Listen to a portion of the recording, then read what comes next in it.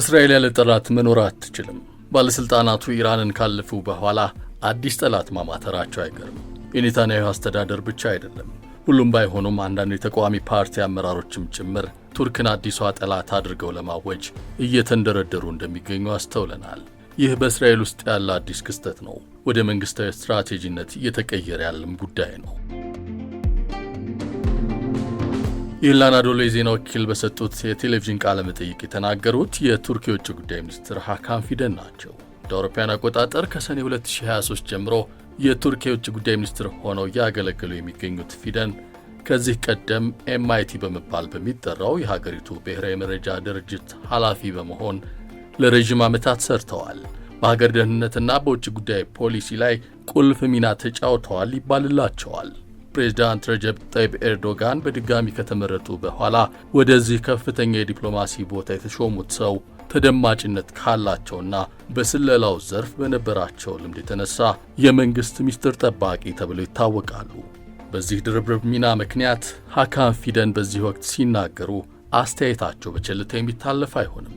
ባለፉት ሳምንታት የዓለምን ኢኮኖሚ እየናጠ በሚገኘው የኢራን ጦርነት ላይ የአሜሪካን እጅ ጎትታ አስገብታለች ተብላ በታዛቢዎች ወቀሳ የሚቀርብባት እስራኤል በተለያዩ ሙስሊም ሀገሮች ወታደራዊ ጥቃቶችን የምትሰነዝረው እስራኤል በጋዛ በሁለት ዓመት ውስጥ ከ70 ሺህ በላይ ንጹሐንን በጦር የፈጀችው እስራኤል መሪዋ ቤንያሚን ኔታንያሁ በዘር ፍጅት በዓለም አቀፍ የጦር ወንጀለኛ ፍርድ ቤት ማዘዣ የወጣባት እስራኤል አሁን ደግሞ ከኢራን በኋላ አዲስ ሙስሊም ሀገር ጠላት ፍለጋ እያማተረች መሆኑ ገሃድ እየወጣ መምጣቱን በርካቶች እየጻፉ ይገኛሉ። አዲሷ ጠላት ደግሞ ፊደን እንዳሉት ቱርክ መሆኗ አይቀሬ ይመስላል። ይህ ጉዳይ በጂኦፖለቲካ ተንታኞች እየተስተጋባ ይገኛል። በእስራኤል በኩል ደግሞ በተለይ በዕብራይስጥ ቋንቋ የሚታተመው ማዕሪብ የተሰኘ ጋዜጣ በስፋት እየተነጋገረበት ይገኛል። ተንታኞች እንደሚሉት ኢራን በአሁኑ ወቅት በገጠማት ጦርነትና በኢኮኖሚ ቀውስ ምክንያት ለበርካታ ዓመታት ስትወጣው የነበረውን የእስራኤል ዋነኛ ጠላት የመሆን ሚናዋን መልቀቁ አይቀርም። ይህም ቦታ ለመተካትም ቱርክ ቀዳሚ የእስራኤል እጩ ስትሆን አሁን ኢራንና አሜሪካን በዋና አሸማጋይነት የማስታረቅ ሚና የወሰደችው ፓኪስታንም ሌላኛዋ እጩ ናት። ጉዳዩን በዕለታዊ ማዕሪፍ ጋዜጣ ካስተጋቡት መካከል የእስራኤሉ ተንታኝ ቦዓዝ ጎላኒም ይህን የሚያጠናክር አስተያየት ጽፏል።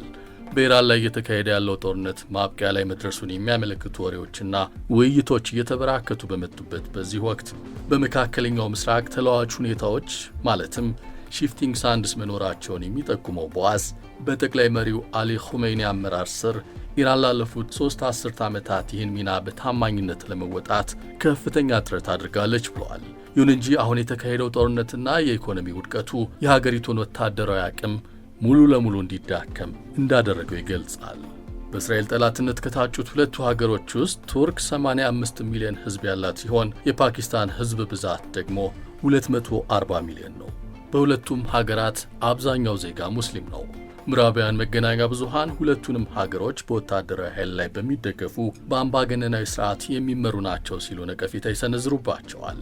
በሌላ በኩል ግዙፍ ሰራዊት ያላቸው ሁለቱም ሀገሮች የእስራኤል ዋነኛ አጋር ከሆነችው አሜሪካ ጋር መልካም ግንኙነት እንዳላቸው ይነገራል። በጋዛ ላይ እየተካሄደ ባለው የዘር ፍጅት ጦርነትና በሶሪያ ውስጥ ባለው የፉክክር ተጽዕኖ ሳቢያ በተፈጠረው ጥልቅ የጂኦፖለቲካ መቃቃር ምክንያት መሪዎቹ እርስ በርስ ጠንካራ ክሶችን በመለዋወጣቸው በእስራኤልና በቱርክ መካከል ያለው ውጥረት ይበልጥ የተባባሰው ባለፈው ሳምንት ነው። ኔታንያሁ በኤክስ ገጻቸው ላይ ባሰፈሩት ጽሑፍ የቱርኩን ፕሬዝዳንት ኤርዶጋንን የገዛ የኩርድ ዜጎቻቸውን በመጨፍጨፍና ሽብርተኛ ያሉትን የኢራን መንግስት ተላላኪዎች እያስተናገዱ ነው በማለት ከሰዋል። ለዚህ መነሻ ሆኗል የሚባለው አንካራ ከግሪክና ከቆጵሮስ ጋር ይበልጥ እየተቀራረበች መምጣቷ ነው። ተንታኞች እንደሚሉት ከሆነ ይህ እየተፈጠረ ያለው ባላንጣነት ዋነኛ ማጠንጠኛው ለረጅም ጊዜ ውጥረት ሲታይባት የቆየችው ሶሪያ ልትሆን ትችላለች። በሌላ በኩል በኢራን ጦርነት ራሷን ዓለም አቀፍ የግጭት አስታራቂ አድርጋ ያስተዋወቀችው ፓኪስታን በእስራኤል ላይ ጠንካራ ትችት የሚሰነዝሩ በርካታ ባለስልጣናት አሏት። የፓኪስታን መከላከያ ሚኒስትር ኸዋጅ አሲፍ አንደኛው ናቸው። ባለፈው ሳምንት እስራኤልን ክፉና የሰው ልጅ መርገም ብለዋታል። ሆኖም ብዙም ሳይቆዩ በኤክስ ገጽ የጻፉትን ልጥፍ አንስተውታል። ይህ አስተያየት የተሰጠው የአሜሪካና ኢራን ልዑካን ቡድን በፓኪስታን አደራዳሪነት ለሚካሄደው የሰላም ንግግር ኢስላማባድ ከመግባታቸው ጥቂት ሰዓት በፊት ነበር።